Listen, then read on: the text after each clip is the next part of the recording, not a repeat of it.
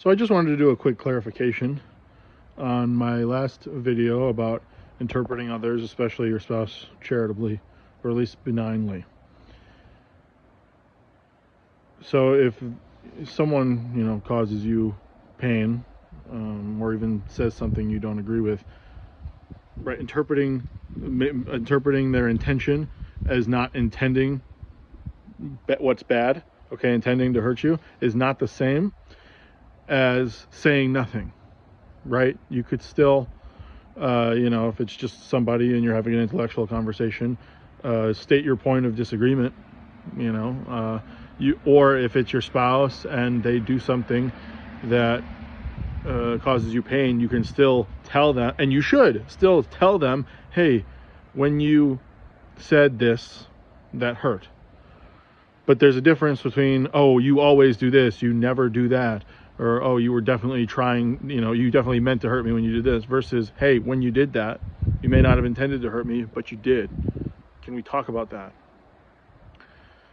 Or, hey, maybe you meant this point in a positive way, but here's where I still disagree with it. Or, hey, you may not have meant it to sound like this, but do you realize that it could be interpreted this way?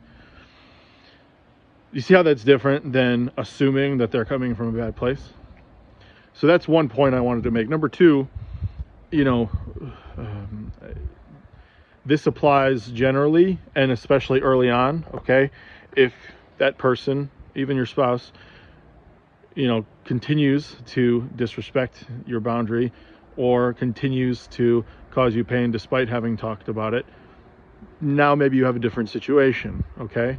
Now maybe you have to you're more justified in wondering, well, are they trying to do this? But even then, you don't even have to wonder about their intention. You just have to set up a boundary and realize, like, okay, my request is being repeatedly disregarded.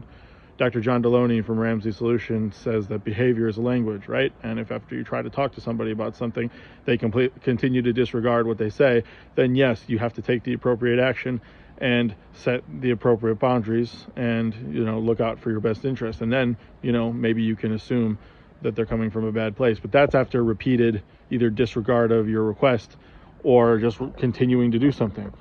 But once you approach that conversation, at least initially, or in the case of your spouse,